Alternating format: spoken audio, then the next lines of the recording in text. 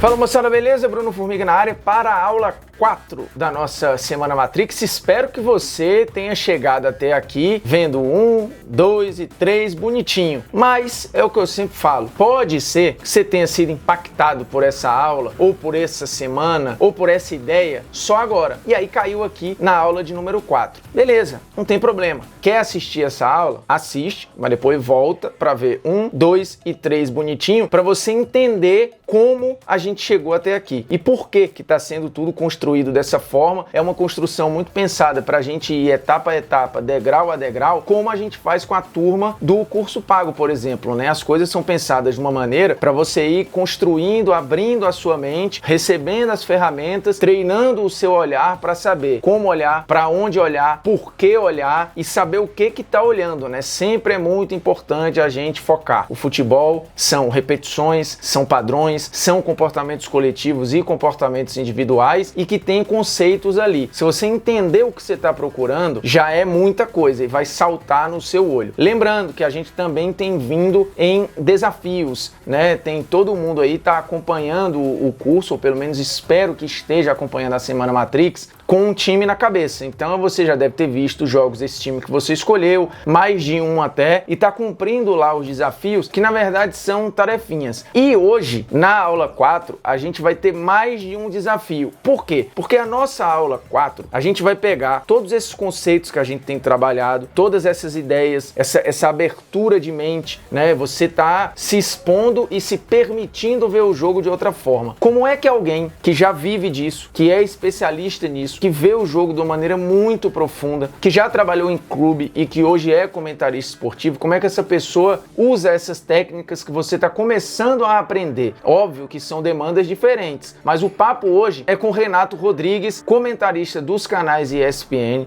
fundador e o cara que organizou o Data ESPN, que nada mais é do que um departamento de análise de desempenho dentro dos canais ESPN, e antes disso ele foi analista de desempenho do Corinthians, trabalhou com caras como o Mano Menezes e o Tite, ou seja, dos comentaristas esportivos que a gente tem aí, é um dos caras com maior número de bagagem tática, de linguagem, de conceitos. Ele já passou esses conceitos para treinador e para jogador, porque ele tinha que ter esse diálogo com as comissões técnicas e com os elencos. E hoje passa essas informações de uma outra maneira, né, com uma outra tradução, com uma outra nomenclatura, para as pessoas que estão em casa vendo os mais variados jogos, desde a Europa League até o campeonato inglês, campeonato argentino, todas as demandas que são dadas. Mas existe um método ali, existe uma forma de ver um jogo, existe uma maneira de tentar traduzir o que os treinadores estão fazendo. E é aí nesse papo que a gente vai mergulhar, uma conversa muito legal com o Renato Rodrigues, que vai ajudar a entender como tudo o que a gente está trabalhando até agora é posto em prática. Óbvio que você já está pondo em prática muitas coisas, até por conta dos desafios. E o desafio 4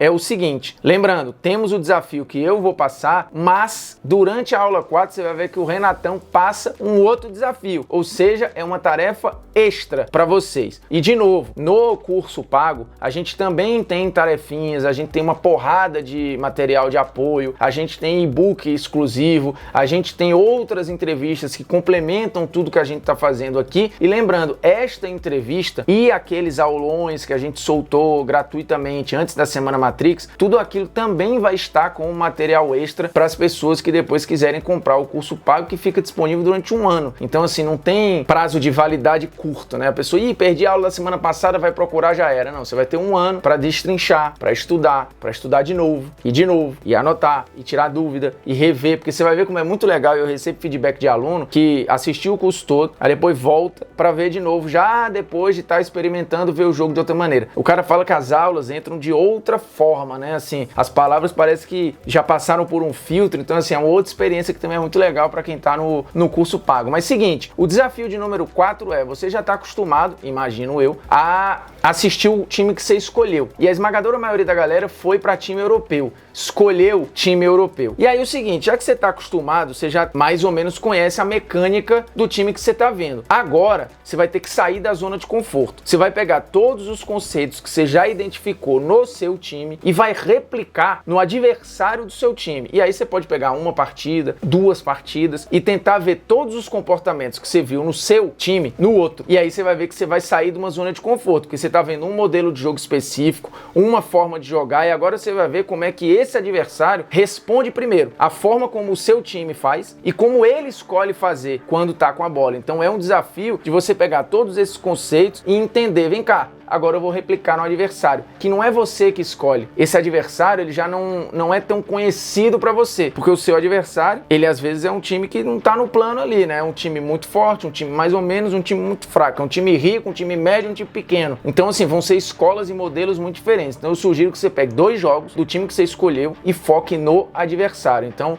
é um trabalho, muitas vezes, até de ignorar um pouco a bola e de olhar o que tá acontecendo sem a bola. E é um exercício bem interessante também. E tem a ver com o desafio que o Renatão vai passar no nosso papo, na nossa aula 4, que começa agora.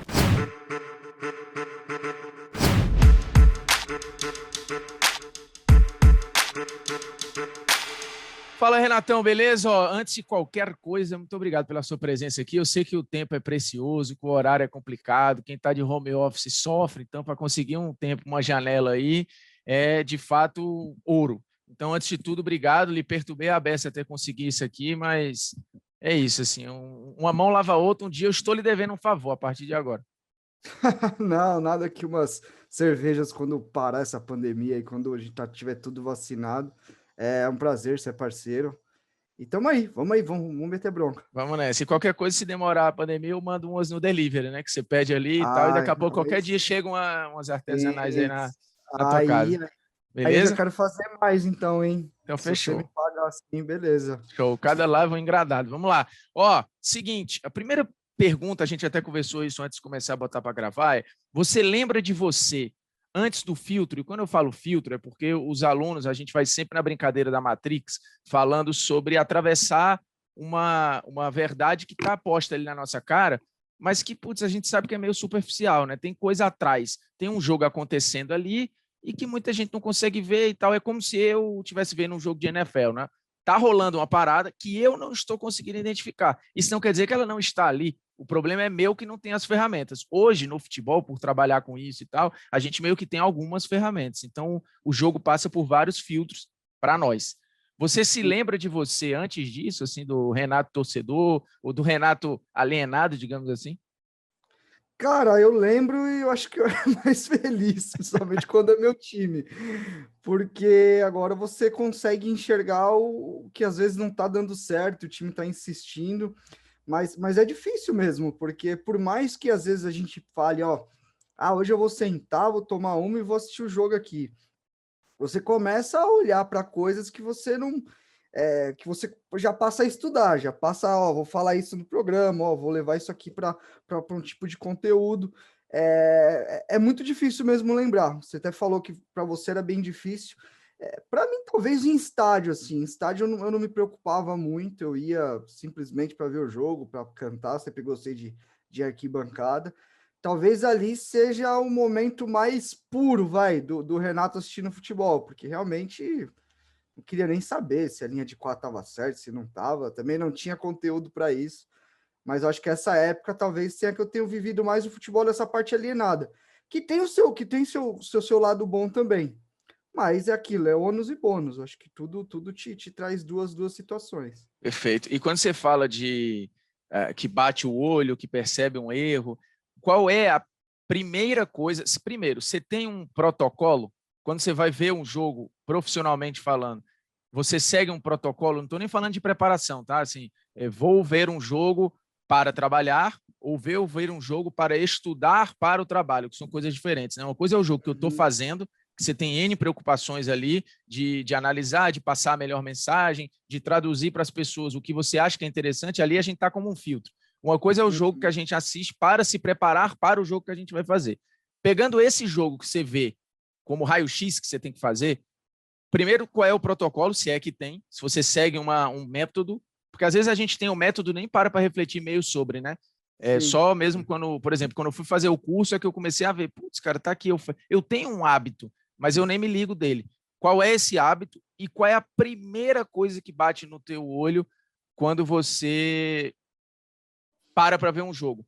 Qual é a primeira preocupação? É o time sem bola, é o time com bola, é a linha defensiva, é a linha ofensiva, é uma movimentação individual de alguém, é a ideia do treinador, se está batendo com o que você está vendo. É por aí que eu queria começar. Bom, eu tenho método porque eu sou metódico, né? Eu sou cheio de negócios, assim, eu funciono um pouco assim. Eu acho que o primeiro ponto, Formiga, é a escalação, é antes do jogo.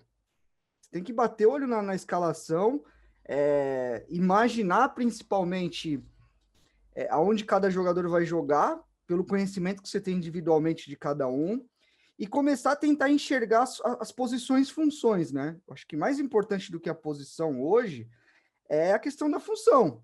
Você bate o olho no time, o time está com 3 volantes.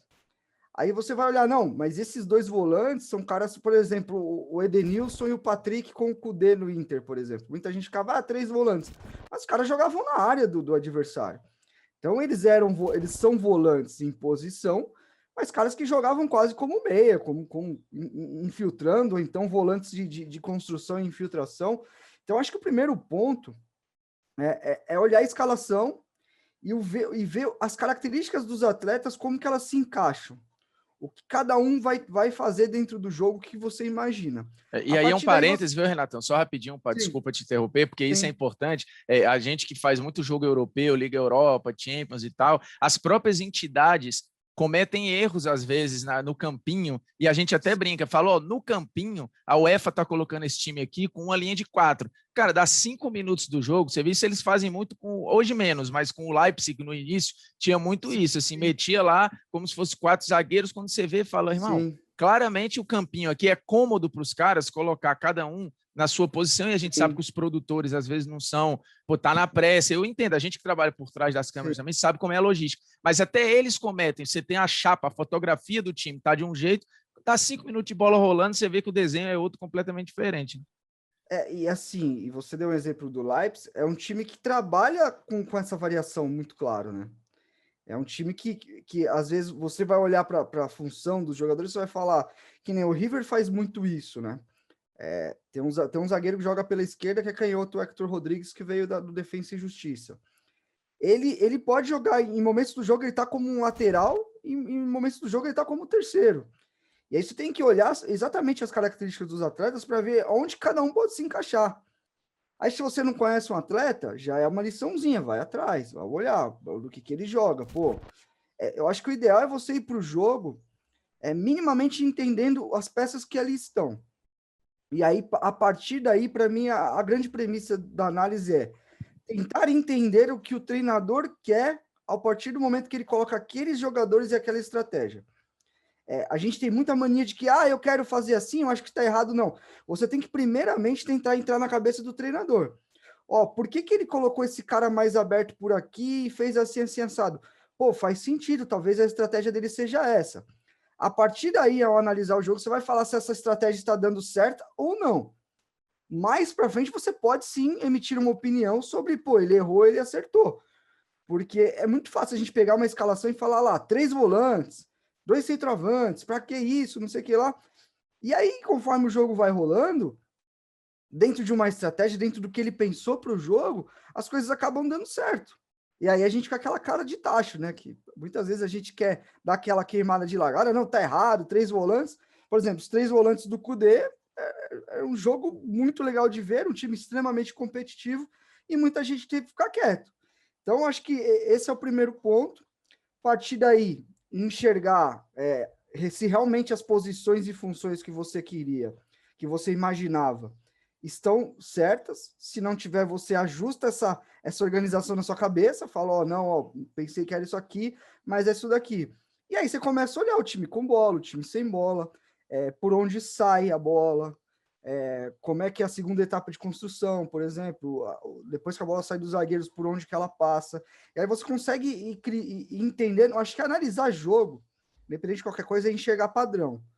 É claro que o futebol ele é um esporte com muita gente, ele não é aquela coisa certinha, então isso vai saindo um pouco, mas existem coisas que você enxerga que são padrão.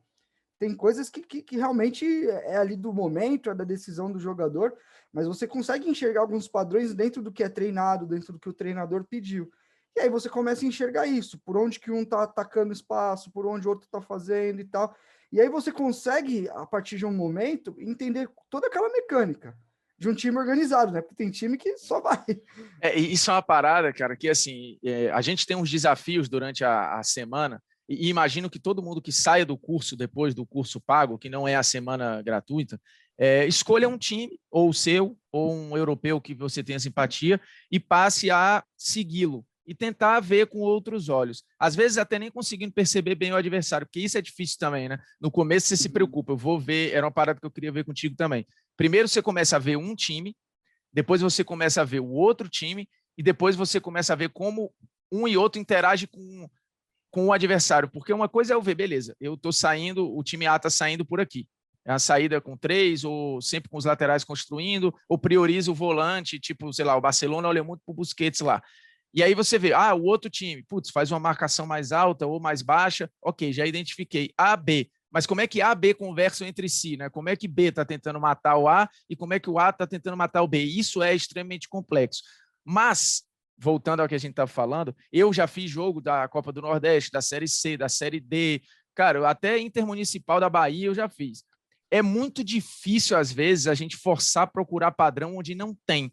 E como é que eu consigo perceber, cara, de fato não tem, está muito aleatório, ou de fato tem, mas é mal feito? Você demora quanto tempo para ver isso, mais ou menos? Não, eu acho que padrão todos têm. É que existem padrões que são, vamos dizer assim, simples, pouco sofisticados, assim, não tem uma... você vê que é muito mais... Porque, assim, se não tiver um padrão coletivo, vão ter padrões individuais. Por exemplo, Viciados, né? Tipo assim, Jordi Alba e Messi. Independente do treinador, eles vão se procurar daquele jeito em qualquer cenário. E esse é um padrão que influencia diretamente o coletivo, porque é uma ação de 2 jogadores já. Por exemplo, você vai fazer um jogo que na saída de bola, o outro time deixa a bola entrar no zagueiro pela esquerda, ele é destro, aí eles vão fechando o centro para ele não voltar no zagueiro, direciona ele para o lado para ele quebrar. E ele vai quebrar todas. E ele vai quebrar sempre no mesmo lugar. Isso é um padrão. É um chutão para frente. Muita gente vai ver como um chutão para frente, mas é um padrão. É algo que, por exemplo, se eu estou analisando esse time para jogar contra ele, eu vou virar para o treinador e falar assim, ó, é um time que tem dificuldade e tal, mas eles gostam de quebrar nessa bola aqui. Essa bola deles é forte, tem que ficar esperto. Tá todo mundo direcionando o zagueiro e o zagueiro tá fazendo isso. A gente precisa ganhar a segunda bola. Então, eu acho que é um pouco diferente. É claro que é muito diferente se analisar times europeus com times brasileiros. Eu acho que na chegar Europa, nesse ponto aí, porque eu acho que a gente comete esse erro de querer replicar esse padrão de lá aqui, exatamente. Como se a gente analisasse. Eu não comento basquete, mas eu sei que tem muita. Por exemplo, o Luiz Felipe Freitas é um narrador que narra as 2 modalidades assim, com domínio total. Se eu fosse um especialista em NBA ou em basquete, e aí eu já estou cometendo o vício, é querer padronizar o esporte, achar que basquete é NBA e que futebol é Champions. É isso, é isso. É que nem se você pegar o basquete, eu até acompanho um pouco mais o basquete da NBA e o basquete europeu, por exemplo. É outra pegada, é outro estilo de jogo, sabe? É mais técnica de um lado, mais força de outro. E assim, os times europeus, eles têm padrões mais rígidos. Acho que até pela cultura. E aí você vai emergindo para países que têm uma cultura assim mais disciplinar, que é a questão dos países mais gelados ali, nórdicos, a própria Alemanha tem muito disso. Mas E você aí não acha que pega... essa estética acaba sendo visualmente... porque acaba um design, né? Visualmente, como é tudo mais organizado e fluido, e a gente acaba vira um balé, Sim, né? As linhas fazem... não fica mais sim. bonito de ver o esporte coletivamente falando? Então, mas aí o bonito e o feio vai ser muito pessoal. Tem gente que gosta do jogo mais solto. E o jogo mais solto é o jogo sul-americano. Vamos dizer assim, a Espanha eu acho que é mais solta. A Holanda, talvez, Fran... mas a Holanda é híbrido, né? Sim, a Holanda ela é mais solta com bola. Sem bola já tem os padrões bem rígidos. A França eu acho um jogo solto, apesar de físico. Acho que porque a gente aqui no Brasil, eu acho que para buscar padrões no Brasil, eu acho que você tem que olhar muito para o individual, somente para as referências técnicas daquela equipe. Os padrões vão sempre, de alguma forma, ligar elas. Aqui eu acho que é mais intuitivo. E lá fora, eu acho que a coisa é um pouco mais assim, somos uma estrutura e a partir dessa estrutura, o indivíduo vai fazer a diferença, vai ser potencializado. E aqui eu acho que a gente caminha para ficar o país perto disso, mas aqui a nossa cultura até de formação joga no menino que é bom, joga no menino que é bom, joga no menino que é bom, que é o privilegiado, é o que vai para o cassino, é o que briga na Europa, são os jogadores diferenciados, eles são criados assim, eles são criados a resolver. Que eu acho que não é saudável para ninguém, no fim das contas, nem para a pessoa, para o atleta.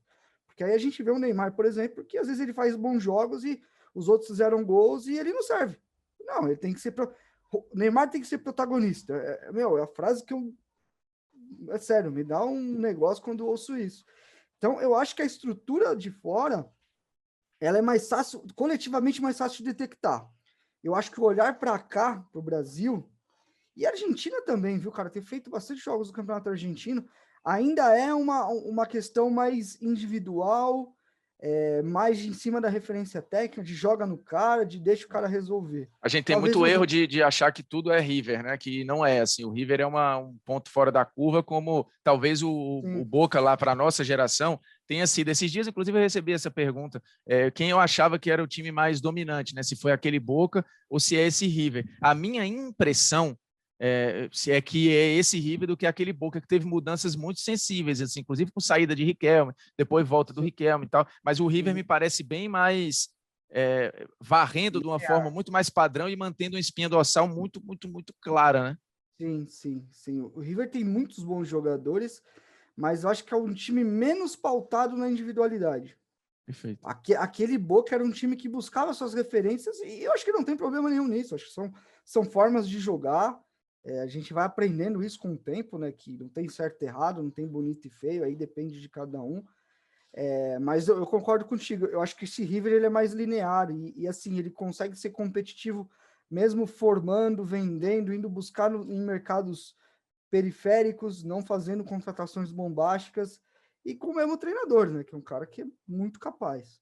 Agora você falou uma parada que é só pincelar em termos sociais, assim, uma viagem não tem nada a ver com o curso, mas quando você compara futebol e sociedade, eu não consigo não linkar, assim, você tem uma sociedade europeia que é muito mais coletiva, né? Tipo assim, o que eu faço interfere no outro. Isso vai para o campo, não tem como, assim, a cultura tática dos caras vai para o dia a dia, assim, quando eu falo taticamente no meu comportamento na vida, é a minha educação no trânsito, na escola e tal, e aqui no Brasil eu acho que não tem como não refletir isso no campo. É claro que a gente vai ligar menos para essa organização, porque eu, enquanto indivíduo, eu percebo pouco que o que eu faço reflete no outro, assim, seja num condomínio, seja numa pandemia, seja no dia a dia, né? E isso vai para o campo, assim, o meu comportamento talvez influa aqui, mas eu vou jogar por mim, porque eu quero um novo contrato, eu quero renovar, eu quero não sei o quê. Mas é uma reflexão que valeria mais tempo. Quando você falou de perceber esses padrões, a gente vive disso, né? A gente tem muito mais tempo para mergulhar nisso.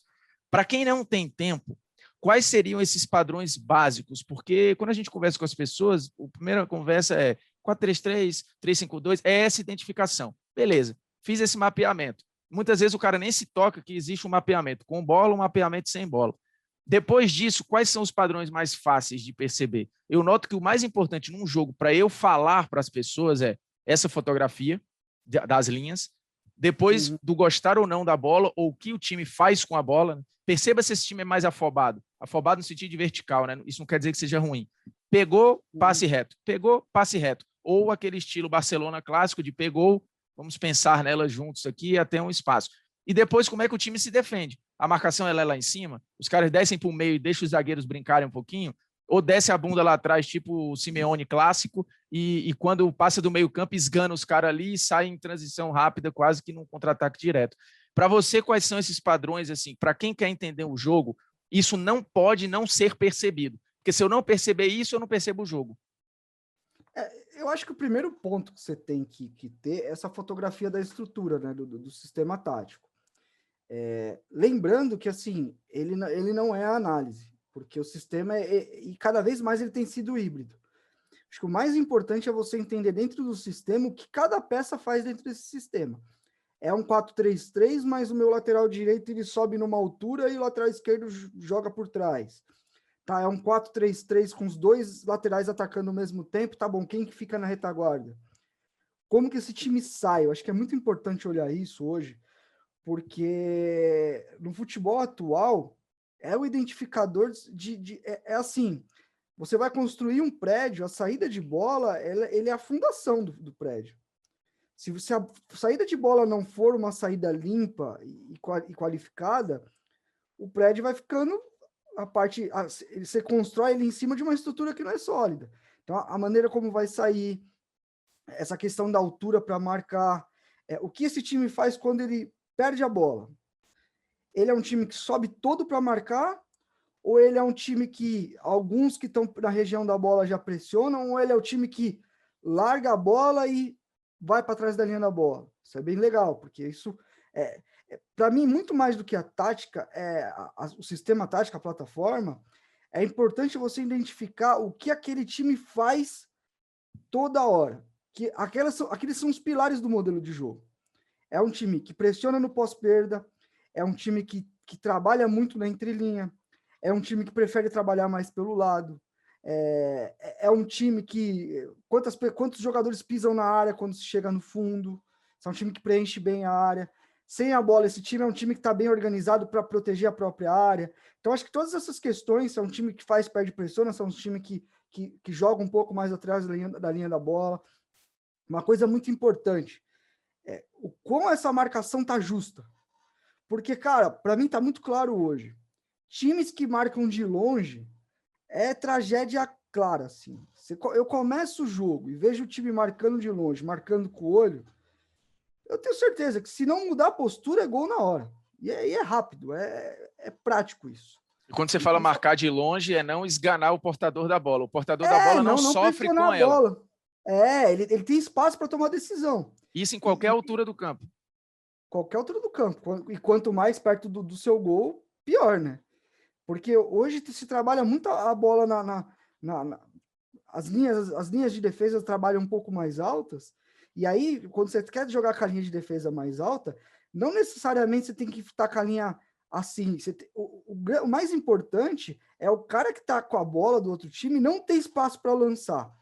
Ou tá ao máximo desconfortável para fazer isso. Que é o que o Bayern tenta fazer, né? O Bayern de Munique tenta fazer isso, mas ainda assim, em alguns momentos, a gente trata o Bayern como um time imbatível, mas o Bayern é um time que tem um calcanhar de Aquiles claro, que talvez alguém ainda não explorou como deveria. O PSG ficou isso aqui, talvez, de ganhar a Champions dele, mas assim, ele não é um time que ele se expõe pra caramba, ele faz uma marcação alta e a tática é essa, eles apostam todas as fichas em, cara, o portador da bola vai sofrer e esse passe não vai sair. Mas quando sai, se o time for rápido, por isso que eu brincava e falei, cara, eu acho que Palmeiras e Bayern pode até dar um jogo.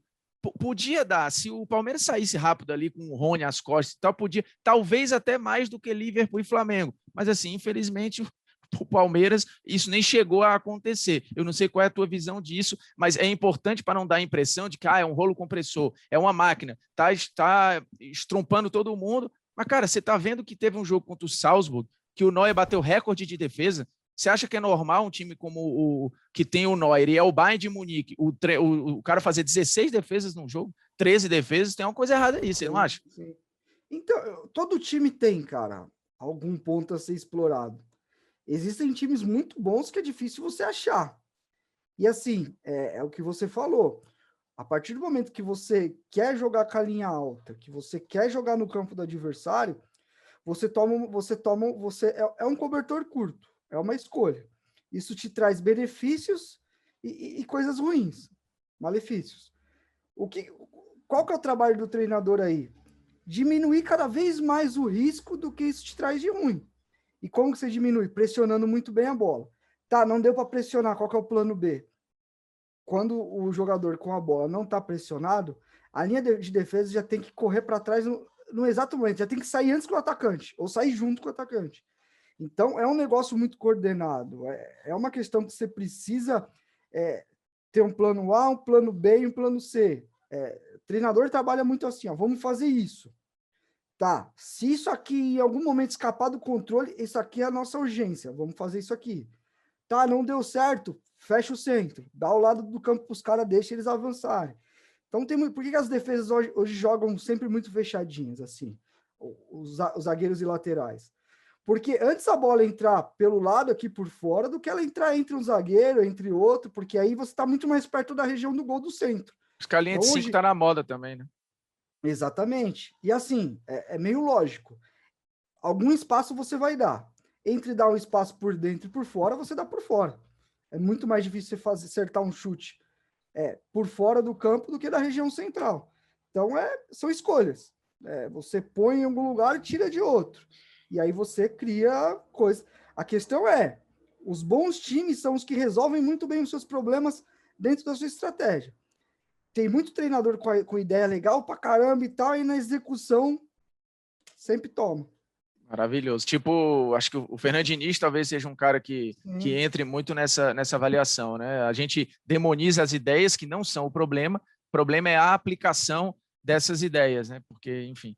Mas, cara, eu já falei isso para os alunos na introdução, assim, você, além de ser um cara que hoje trabalha com comunicação e precisa traduzir as paradas de uma maneira mais fácil para um todo, você trabalhou antes disso, você é um cara de clube. Ou seja, você lidava com a parte técnica, com a nomenclatura, mas você precisava levar isso para a prática, de uma maneira literal, né? Porque ou passava isso para o treinador, ou passava isso para o auxiliar, ou ia direto para os jogadores numa palestra, enfim. Você trabalhou com vários caras diferentes. E as pessoas têm a mania de achar que o que a gente fala aqui é o que o treinador fala para os jogadores no vestiário ou no treino. Só que são funções diferentes, né? A nossa é uma tradução de uma nomenclatura e falar o que está acontecendo é isto. A amplitude está aí e ela serve para isto.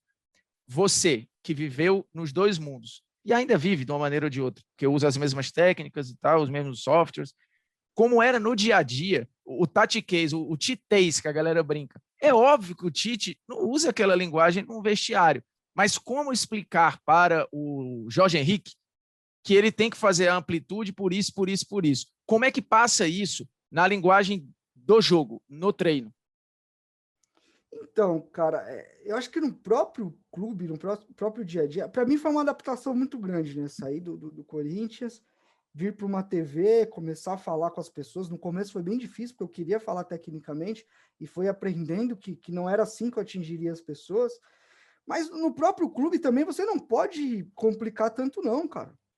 Eu acho que é uma linguagem mais entre a comissão técnica mesmo, porque a gente está falando de um grupo de 30 jogadores, onde um nasceu no extremo sul, outro nasceu no extremo norte, um é do Peru, outro é do Chile, um é do interior de São Paulo, outro é do Rio.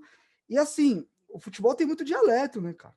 Tem muito dialeto, entendeu? Por exemplo, no sul é goleira o gol, né? Às vezes eu vejo os gaúchos falando, pô, a goleira, eu ficava, pô, mas que bagaça é essa, goleira, velho? Então você tem que ser o mais claro possível. Tem uma história de que faz a diagonal, e o jogador o primeiro tempo inteiro não sabia o que era diagonal. Aí no intervalo falou, é o facão. Ele, professor, é o facão. Perfeito. Entendeu? Ele entendia de outra maneira. Você fez um parênteses, viu, Renatão, para você seguir nessa análise que é super importante, para não dar a impressão que isso é um preconceito com o jogador e tal. Esses dias, assim, a gente está numa fase em que está em alta o BBB. A VTube, que é uma menina de classe média alta, que tem condição e tal, ficou na dúvida, ela tirou uma plaquinha escrito ambicioso. Ela precisou perguntar para o Thiago Leifert o que era ambicioso, porque ela não sabia. Você imagina isso no universo dentro do futebol com uma linguagem dessa. Parece uma bobagem, mas uma coisa é falar diagonal, outra coisa é falar o facão. E esse é o grande mistério que eu queria entender, como é que essas orientações táticas e complexas são passadas individual e coletivamente para esse universo plural e que às vezes não tem essa bagagem de vocabulário, né? Sim, e assim, no clube é mais fácil, porque você tem mais tempo, você conversa e tal no dia a dia, você convive mais com os caras do que com a própria família. Mas na TV, na hora que a gente vai falar, a gente tem que ser muito direto, porque aí senão não adiantou a gente assistir 15 jogos de um time, estudou o time, e aí a gente fala com quem está assistindo a pessoa não entende e não serviu de nada no nosso trabalho. A mensagem não chegou. No clube você consegue falar, pô, fulano, a gente vai jogar com amplitude, você vai ser o cara que vai abrir o campo. Tá, vem aqui, né? Pega ele na mão e fala, você vai ficar aqui em cima da linha, porque você estando aqui vai ser importante para abrir a defesa do adversário, e quando a defesa do adversário abrir, você vai entrar nesse espaço, certo? Tem jogador que entende melhor na conversa, tem jogador que entende melhor fazendo no treino, você pega na mão dele e fala, você vai sair daqui e vai vir para cá. ó, você vai ficar aberto, mas a bola vai chegar em você. Calma, não precisa ficar louco aí. Tem jogador que gosta de ver o vídeo, aí você pega uma referência de fora do Brasil, você pega lá, sei lá, algum jogador da Europa que tá espetado e a bola entra na diagonal para ele. Então, a gente está falando de um time. Para mim, o esporte é coletivo, essencialmente. Eu acho que na nossa cultura a gente começar a entender isso, mas a gente está falando de indivíduos que têm uma recepção do conhecimento, do entendimento das coisas de maneira diferente, que tem grau de conhecimento das coisas diferente. Tem jogadores que, por exemplo, não são articulados, não têm um conhecimento geral muito grande, mas têm um conhecimento do jogo muito grande, você não precisa falar 2 vezes para ele que ele já entende. Tem jogador que não pega, você tem que ficar falando e o bicho não pega. Então, a gente está falando de um universo de muita gente diferente, assim como todos nós somos. E, cara, é engraçado, só para a gente matar, porque eu acho que a gente chegou em pontos, a gente foi escalando certinho, essa questão do indivíduo e coletivo. É mais fácil. Eu sei que as decisões são individuais em prol de um treinamento coletivo, mas o comportamento como um todo, a máquina, um time é feito daqueles 11 ali. E às vezes o meu olhar é viciado. Eu vou ver um jogo do Barcelona, fico olhando mais primeiro para a bola, que é às vezes um problema para quem quer ver o todo. Sim. E o meu jogador preferido, né? O cara se vicia em olhar para o Messi, em olhar para o Neymar, em olhar para o Cristiano, em olhar para o Lewandowski, para o De Bruyne, para não sei quem, para o Gabigol. E aí você está perdendo todas as outras ações ali. Você tem... Isso é uma dificuldade para você? Ou o teu olhar já está tão acostumado que você já vê o balé como um todo ali? O quanto você não é pescado pela bola? Existe uma técnica para você falar, cara, agora eu vou passar 5 minutinhos tentando olhar só para o outro time que está sem a bola. Porque o teu olho, ainda mais para quem está na TV e não no estádio, né? O estádio te permite olhar para onde você quer. Eu prefiro muito mais estar ali do que estar vendo o jogo pela televisão, que você é toreado pela bola e pela câmera, né? Ou seja, o meu olhar não é meu. Eles estão mandando eu olhar para cá. Como é que você consegue se desvincular disso para não poluir teu olho e tal? Cara, assim, eu diria que analisar é treinar o olhar.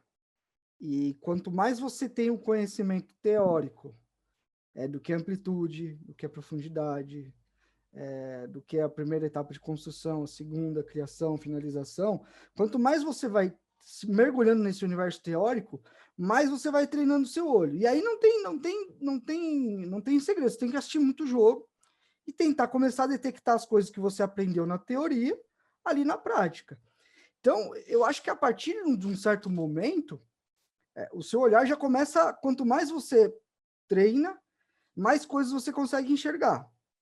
E aquilo, nós somos pessoas diferentes, a gente tem uma relação com o futebol diferente, a gente tem referências do que é bom e ruim de maneira diferente, a gente tem uma história de vida com o futebol diferente. Então, por mais que você seja muito bom e eu muito bom, a gente vai analisar o mesmo jogo, a gente vai ver coisas iguais, mas vai ter sempre coisas que você vai ver e eu não vou ver e vice-versa. Porque a gente é único. A gente tem... Mas para mim a questão é essa, é treino do olhar. Eu, particularmente, olho cada vez menos para a bola e mais para o entorno. Para mim, o futebol se joga muito mais sem a bola do que com a bola. Claro que você tem que olhar para a bola, você tem que ver o que está acontecendo ali na região da bola. Mas assim, o zagueiro está saindo com a bola, eu já estou vendo o que os 2 caras que estão presos na linha defensiva estão fazendo. Tá? Eles estão recuando para receber entre linhas, eles estão afundando. Eles estão abrindo para alguém entrar ou eles estão ficando ali... No Brasil, normalmente, eles estão parados, eles ficam ali esperando a bola. Mas, até para quem está assistindo a gente, acho que uma diferença muito clara é a gente pegar um time brasileiro com a bola instalado no campo do adversário. Olha para os jogadores que estão mais avançados, o que eles estão fazendo? Vê o mesmo tipo de lance de um Manchester City, por exemplo, de um Liverpool quando estava bem agora mesmo, e vê o que esses jogadores sem bola estão fazendo. Vamos deixar exercício aí para a rapaziada. Maravilhoso. E aí vocês me falam a diferença. E tem um outro ponto que parece bobagem, que o Guardiola insiste. O Roger era um cara que tinha essa obsessão, né, em alguns momentos, que era o cronometrar o tempo de... Eu acho que isso, inclusive, acho que foi numa conversa, a única vez que a gente teve junto num bar, inclusive, eu não lembro se foi você que falou sobre isso, comigo, eu não lembro, mas ele tinha a obsessão de diminuir o tempo que o jogador fica com a bola no pé, né? Era 0,8, o cara diminui para 0,5, sei lá para quanto. Ele tinha essa meta. E quanto menos... A circulação ser mais dinâmica. Exato, que é uma coisa que a gente pensa que não, mas imagina cada jogador, e no futebol brasileiro tem muito isso, por isso que a gente acha que o jogo é mais lento, porque questão física não é tanto problema. A gente tem ótimos preparadores físicos que, criaram um padrão para o mundo em determinado momento, de recuperação física, inclusive. Então, a questão não é fôlego, a questão não é pulmão. Talvez a questão seja uma preguiça mental ou um estímulo preguiçoso de não fazer tal coisa, mas principalmente da questão, primeiro eu pego a bola e tento tomar uma solução individual, depois coletiva. E talvez esse meio segundo, você multiplica meio segundo por 22 caras durante 90 minutos, o jogo vai ser 3, 4, 5, 10 minutos mais lento do que na Champions, que o cara pega a chapa de primeira, ele já domina ajeitando o corpo, que é uma coisa que o Guardiola faz muito, né? A gente brincou, aquele vídeo que tem dele ensinando para o Sterling, não é que ele está ensinando, ele está tirando o vício do cara. O Sterling, cara, pega a bola, e tá aqui o corredor. Resultado, sai um gol igualzinho na Liga dos Campeões. O Jorge Jesus se irritava muito. O Foden, jogadores... o Foden gira, né? A mesma coisa, exato. E acha ele dá Esse lance aí eu peguei e olhei e falei, isso aqui é puro. O crescimento. Não tem jogador no Brasil que faz isso. Não tem. Não tem. O crescimento com o William Arão, talvez, com o Jorge Jesus, tem muito a ver da mecânica do corpo, como eu recebo a bola e o campo se abre para mim. Porque se o William Arão estiver recebendo a bola de costas toda hora, ele vai ter mais dificuldade do que o Gerson, por exemplo. Mas se ele arrumar o corpo e estiver sempre de frente, ele tem uma boa leitura. O William Arão não é um qualquer. Resultado, o cara virou um pilar do Flamengo de 2019, por mais que muita gente não reconhecesse. Mas eu acho que é isso, cara, são pequenos detalhes, é complexo, a pessoa não se frustra se não entender da primeira vez, é uma novela, né, porque é uma construção, você precisa ver jogo atrás de jogo, o cara que está bem hoje não está bem amanhã, o cara quando está bem hoje entra numa boa fase, daqui a um mês pode estar destruindo, e enfim, assim, não tem como tirar conclusões. O Gundogan hoje é um dos principais jogadores do City, quando ele chegou foi dado como uma contratação que não tinha dado certo, é complicado. É isso. Eu acho que é primeiramente olhar para o jogo sem preconceito, sem a questão de isso é certo, isso é errado, isso é feio, isso é bonito. Não, meramente analisar o que está acontecendo e se o que o treinador propõe está sendo bem feito ou não. E é o que você falou, muita gente me pergunta como é que faz para ser análise de desempenho. Não é como é que faz. É vivência, é dia a dia, é estudo, é ver muito jogo, é conversar, é ouvir, é falar, é discutir. Como você falou, é um processo. Não é que nem pastel, não, que você frita 5 minutinhos, tá pronto. Não é assim, não. Maravilhoso. Renatão, queria te agradecer de novo, tirou o tempo, a gente cravou aí 35, foi quase dentro da minha promessa, se a gente passou um pouquinho só, mas, foi massa, é isso, assim, é muito legal para a galera ter contato com alguém tão especializado em duas correntes, em dois universos que a gente acha que são parceiros, mas são muito diferentes, o universo do campo e bola e o universo do jornalista esportivo. Às vezes parece até que esses universos se odeiam, né? Assim, não convivem tão bem, mas você passeia nos dois lugares. Quase sempre.